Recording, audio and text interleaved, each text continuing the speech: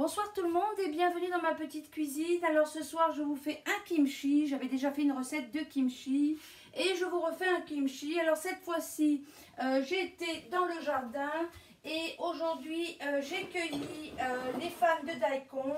Donc j'avais énormément de fans de daikon et je me suis dit je vais faire un kimchi avec les fans de daikon. J'ai aussi utilisé des petits oignons blancs parce que j'avais des petits oignons blancs. J'ai utilisé du kale.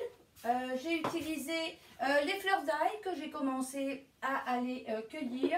Et j'ai utilisé des bétacardes.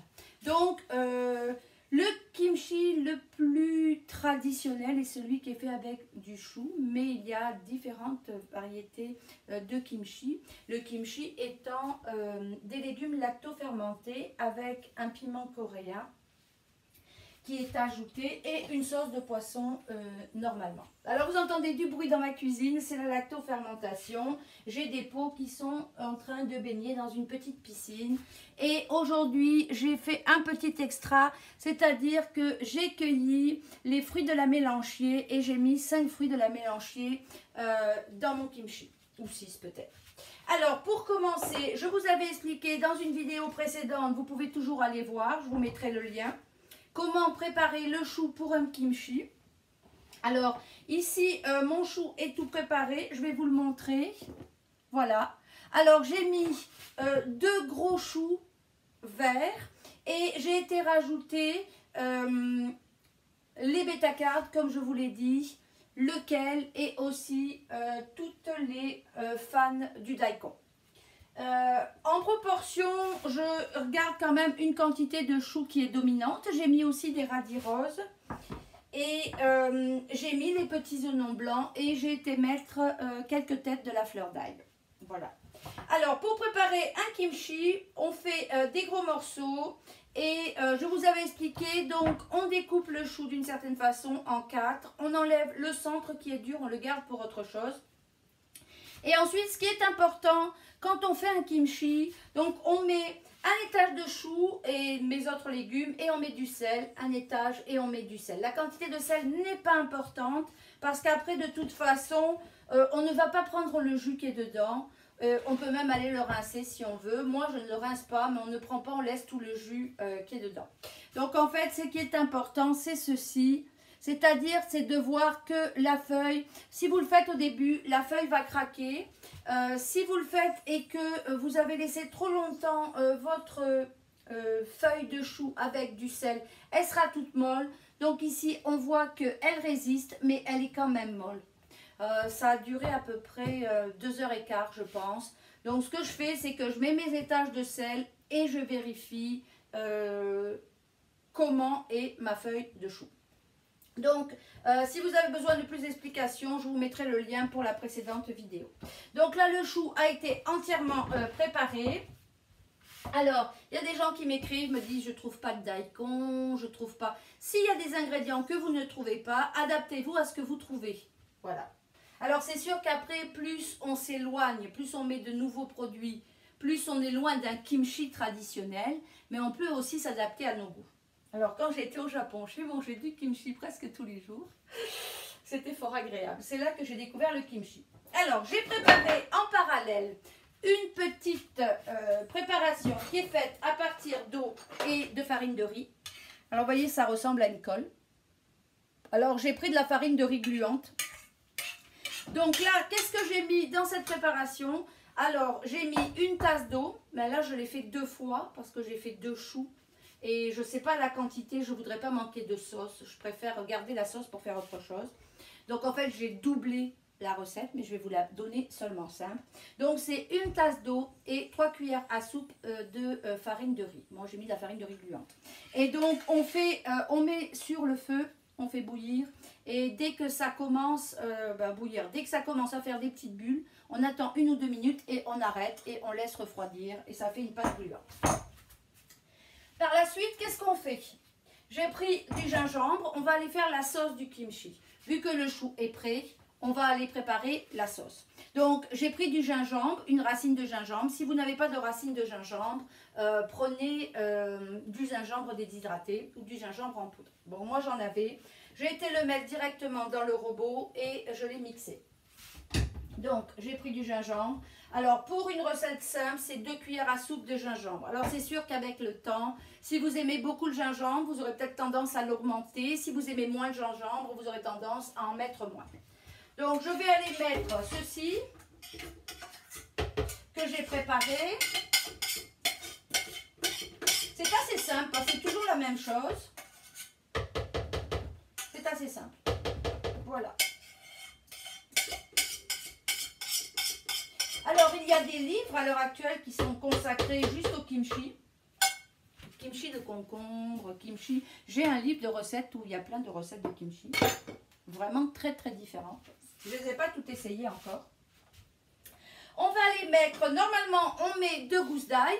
Mais moi j'ai décidé d'utiliser la fleur d'ail. Donc j'ai mis une fleur d'ail en entière. Voilà.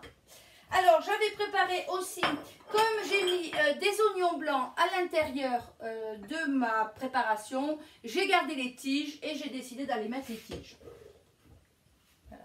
Alors, normalement, on met un quart d'oignon. Ben, moi, j'ai mis les tiges, vont être beaucoup moins fortes. Voilà. Alors, normalement, on va mettre du sucre. Alors, c'est 5 cuillères à café de sucre.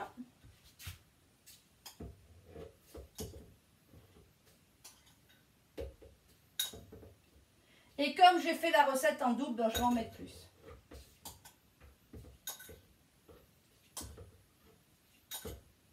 Voilà. J'ai doublé la recette. Alors, on va aller mettre aussi le sel. Alors, c'est 2 cuillères à café de sel. Voilà. Et comme je ne mets pas de sauce de poisson, normalement on mettrait 2 cuillères à café de sauce de poisson. Mais moi, je n'aime pas avec la sauce de poisson. J'ai essayé, c'est beaucoup trop fort pour moi. Donc, je vais aller rajouter 2 cuillères de plus parce que la sauce de poisson est salée. Si vous n'êtes pas confortable avec la quantité de sel que je mets et que vous préférez utiliser la règle du 2%, vous pouvez toujours, c'est-à-dire que vous pouvez aller, ou celle du 3%, vous pouvez aller faire le sel normalement, comme vous l'avez fait ici, mais avant de faire dégorger votre jus, vous pouvez, votre chou et vos légumes, vous pouvez aller les peser. Et là, vous pouvez aller voir quelle quantité normalement vous devriez mettre de sel, ce qui va vous permettre d'ajuster votre quantité que vous mettez dans votre préparation. Parce que c'est sûr que si vous prenez un énorme chou, si vous prenez un tout petit chou, le poids n'est pas le même. Bon, après, moi, je goûte, je ne suis pas inquiète, donc j'y vais plus ou moins comme ça. Ça ne m'inquiète pas. Donc là, j'ai quand même doublé la recette, donc je vais sûrement en mettre plus. Alors moi, j'aime bien les mettre un peu de sambal welek. Alors je sais qu'il n'y en a pas dans la recette, mais j'aime ça. Alors j'en mets vraiment pas beaucoup. Voilà. Ça va donner une belle couleur rouge que j'aime dans mon kimchi. Bon, c'est quand même piquant, donc on ne va pas en mettre trop. Et je vais aller mettre le piment coréen. Alors, je l'achète à épices de cru. J'aime bien son format. Il est en tout petit. Alors, je ne sais pas si vous allez le voir. Voilà. C'est des petites quantités. Alors, son prix est quand même relativement élevé pour la petite quantité. Mais vu que j'en mets très peu et qu'il est très goûteux, je suis très contente de cette épice. Alors, c'est sûr que plus vous en mettez... Alors, dans ma recette, il disait un quart de tasse de kimchi à la base. Alors, j'ai jamais mis un quart de tasse dans un kimchi parce que pour moi, c'est beaucoup trop épicé. Donc, moi, je mets une petite cuillère à café et c'est déjà très largement suffisant. Voilà. Alors, une fois qu'on a mis tout ça, on va aller mixer le tout pour obtenir une pâte.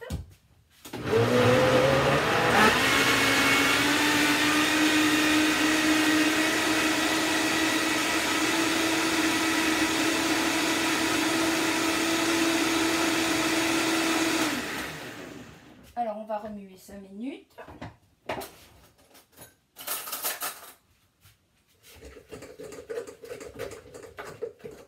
Alors, normalement, j'ai comme un outil qui rentre à l'intérieur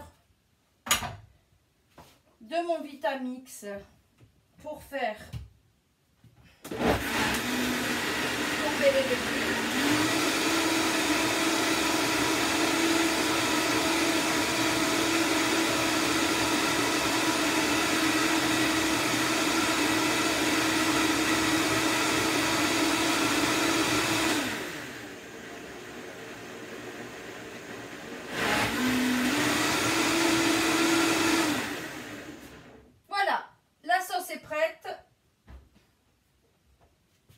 bien compliqué. Alors vous voyez, ma sauce n'est pas rouge. Alors c'est sûr que si j'avais mis une demi-tasse, ma sauce serait complètement rouge. Mais à une demi-tasse, je ne peux pas le manger. Alors c'est sûr que je vais aller le goûter pour savoir quel goût il a. Alors d'abord, je vais aller égoutter mon chou. Donc je vais aller le mettre directement dans une passoire. Donc là, j'ai ma passoire qui est dans mon évier. Voilà. Bon, j'en ai fait une grosse quantité, mais j'avais énormément de légumes dans mon jardin qui devaient sortir aujourd'hui. Donc, c'est ça qui est ça. Voilà. J'adore le kimchi. C'est vraiment un plat que je mange avec plaisir. Alors, c'est sûr que si vous débutez, prenez le kimchi en accompagnement. C'est-à-dire, prenez-le avec un petit quelque chose à côté. Parce que le kimchi, ça a quand même un goût très particulier. Et qui peut être dérangeant pour certains. Je pense que la lactofermentation, ça s'apprivoise. Je le dis souvent. Mais je le pense vraiment. Alors, parfois, si on commence à le prendre juste en accompagnement. Alors, voilà. Je vais aller remettre mon chou. Et une fois que j'ai remis mon chou, alors je vais aller mettre mon mélange directement dedans. Ça sent bon. On va aller goûter. Hein. Là. Ouh, c'est fort déjà. Waouh! Alors je vous le dis, j'en ai pas mis beaucoup, mais ça arrache déjà. Ouf! Voilà. Donc, bon, je pense que la fleur d'ail a quand même mis un certain goût dedans. Alors voilà, après on va les mélanger. Et le kimchi est prêt. Alors, ayez une bassine propre. Moi, je fais toujours ça dans une bassine propre. Parce que si vous le faites dans un saladier... Des fois, le saladier n'est pas assez grand. Non, surtout moi, quand je fais du kimchi, je ne fais pas du kimchi en petite quantité parce que j'aime ça. Donc, je me fais toujours des quantités quand même assez grandes. Alors, si vous vouliez vraiment avoir une belle couleur orange, alors comme je vous l'ai dit, vous mettez du paprika ou paprika doux, par exemple. Parce que c'est vrai que mes kimchi, ils ne sont pas oranges, mais bon. Quand c'est trop piquant, je ne peux pas consommer. Voilà. Je vois mes petits fruits à mélanger. Voilà, donc là, ça va être fort bon. On a notre quantité. Je vais peut-être aller rajouter du jus parce que le jus du kimchi, c'est super bon. Voilà. Voilà. Donc, vous voyez, j'avais fait double portion, mais parce que je le savais. J'avais 2 gros choux à la base. Ce matin, j'avais mis une photo de toutes les fans que j'avais ramassées. J'en avais beaucoup. Alors, c'est sûr qu'après, quand je mets le sel et tout, ça diminue énormément. Mais au début, la bassine était remplie. Il n'y avait plus d'espace dans la bassine. Alors, l'avantage du kimchi, c'est qu'on peut le manger très rapidement. On pourrait se faire un petit pot et aller le manger dans 6 ou 7 jours. C'est sûr que si on veut que si on veut que tout son potentiel de lactofermentation soit atteint, il vaut mieux attendre un 2 mois, un 3 mois. Moi, en général, j'attends pas. Voilà, j'aime le kimchi. Alors, des fois, j'en ai en attente. En ce moment, je pense que j'en ai plus. Quand j'en ai plus, j'attends pas. Mais sinon, on peut attendre. Voilà. Alors en Corée, ils font tout le temps du kimchi. Puis ils ont même, j'avais des amis coréens, ils avaient même du kimchi. Ils faisaient leur kimchi, le laissaient 3 jours, puis ils le mangeaient directement. C'était comme un roulement de kimchi tout le temps. C'était vraiment impressionnant. Voilà. Alors comme d'habitude, j'ai préparé un pot qui est propre. Alors là, vous voyez la taille de mon pot maçon, elle est énorme parce que c'est le kimchi. Le kimchi, j'aime ça. Voilà. Donc... je ne sais pas si vous entendez. J'arrête pas d'entendre l'air qui sort de ma lactofermentation ici. C'est trop rigolo. Ça chante dans ma cuisine. Donc, eh ben, comme je vous le dis toujours, voilà. On va aller remplir le kimchi en essayant de ne pas laisser d'air. On va tasser. Alors vous pouvez faire à la main ou vous pouvez le faire avec un pilon. Voilà.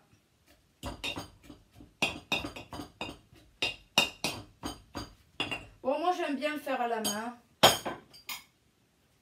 Alors c'est sûr que là j'ai un pot énorme. Hein.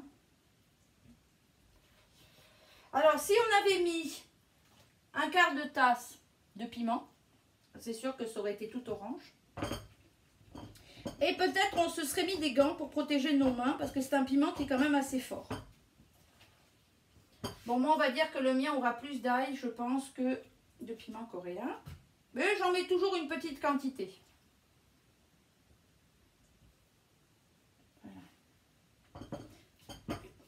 Voilà. Alors je pense qu'un Coréen qui viendrait manger du kimchi chez moi serait fort étonné. Comme je dis, c'est le kimchi à Claudia. Voilà, donc on est toujours dans les mêmes méthodes. Hein. Ceux qui suivent mes vidéos ont remarqué que la technique reste quand même toujours la même. Voilà. Alors, il y a des gens qui s'inquiètent. À savoir, il n'y a pas à l'heure actuelle de gens qui ont été... qui ont eu un empoisonnement avec la lactofermentation. C'est quand même une méthode qui est très sécuritaire, en autant qu'on suive les règles. Et ça a toujours été un mode de conservation des récoltes. Alors c'est sûr que je fais beaucoup plus de lactofermentation en été qu'en hiver. Parce qu'en hiver, je n'ai pas les légumes du jardin. Donc en général, je vais aller faire une centaine de pots pour l'année, avec tous les produits de mon jardin. Alors vous voyez, ça va en faire un deuxième. Voilà. Alors, on ne monte pas trop haut. Alors, sur le dessus, vous le voyez, le jus surnage. Voilà. Alors, on va aller faire la même méthode. Alors, il y a des gens qui prennent un bâton. Ou bon, moi, je mange toujours avec des baguettes. J'ai toujours des baguettes quelque part dans un pot disponible. Alors, il y a des gens qui vont aller l'introduire à l'intérieur pour faire remonter les bulles d'air. Vous voyez, regardez. Bon, alors c'est une technique comme une autre. Moi, je le fais rarement parce que de toute façon, j'ai toujours du jus sur le dessus. Mais j'ai vu cette technique plusieurs fois, puis je l'ai lu aussi. Voilà. Alors, on va faire toujours la même méthode. Alors, cette fois-ci, on va prendre ma bêta-carde qui est tellement belle. Alors, elles ont des couleurs, les bêta-cardes, c'est hallucinant. Voilà. Et alors, on va aller mettre ma bêta-carde sur le dessus. Alors, bien sûr, après, je la mange. Hein. Quand je mets une feuille pour la fermeture, je mange toujours la feuille qui est sur le dessus. Et là, on va aller mettre un poids. Alors, non, on va aller prendre un poids classique. Voilà. Donc, on va aller prendre un poids en verre. Et je vais aller le mettre sur ma feuille. Voilà. Là, je vérifie que mon jus monte bien au-dessus. Voilà. Alors, vous voyez, l'avantage de ces pois en verre, c'est qu'ils ont pile poil la taille. Donc, il n'y a rien qui surnage. C'est ça qui est intéressant. Alors, on va faire remonter le jus. Alors, aujourd'hui, j'ai décidé d'utiliser des pots comme ceci. Quand je fais du kimchi, je suis toujours dans des pots comme ceci. Alors, dedans, il y a un petit joint. Mais contrairement aux autres joints comme ceci qui souvent s'abîment, ce petit joint, il est assez protégé. Ça fait que celui-là, il a dû être utilisé déjà 5-6 fois, puis ça ne s'abîme pas. On va aller le visser dessus. Et c'est fini. Alors là, j'ai une pompe qui me permet d'aller enlever l'air directement. Bien souvent, c'est même pas la peine parce que ça va rentrer très vite en fermentation. Surtout qu'aujourd'hui, il fait très chaud. Donc, la fermentation va commencer très vite. Sur le dessus de ces pots, ce qui est intéressant aussi, c'est qu'on peut aller mettre la date et le mois qui nous permet de savoir quand on l'a fait. Donc, on n'a pas besoin d'avoir des étiquettes ou d'avoir... Mais bon, l'étiquette permet aussi de savoir ce que c'est. Mais quand c'est un kimchi, c'est toujours reconnaissable parce que ça reste quand même un visuel très différent. À cause de la sauce qui est beaucoup plus épaisse, ça reste très différent. Donc voilà, c'est fini. J'espère que vous avez aimé ce kimchi. Faites des kimchi avec ce que vous avez dans votre jardin. Que ce soit des fans de radis, que ce soit des fans de carottes, que ce soit, peu importe, essayez, faites un mélange, ajoutez des légumes différents et trouvez quelque chose qui vous convient. Donc là maintenant, il va rester sur mon comptoir. Alors comme vous voyez sur mon comptoir, il y en a déjà beaucoup. Donc il y en a un peu partout, c'est ça qu'on entend chanter depuis tout à l'heure. Donc il va rester 5 ou 6 jours sur mon comptoir et ensuite il va descendre dans mon sous-sol à une température de 18 degrés ou moins. C'est vrai que le sous-sol est beaucoup plus frais, c'est comme une cave. Et là, je vais le garder jusqu'à temps que je le consomme, mais en général, je ne le garde pas longtemps. Alors c'est sûr que là, je vais faire plusieurs pots, donc il y a un pot qui va avoir plus de maturation et plus de temps pour développer ses saveurs. Et je mangerai l'autre pot, parce que je vais en faire plus rapidement. Voilà, sur ce, je vous souhaite une bonne journée. J'espère que vous avez apprécié ce kimchi et je vous dis à la prochaine fois. Au revoir.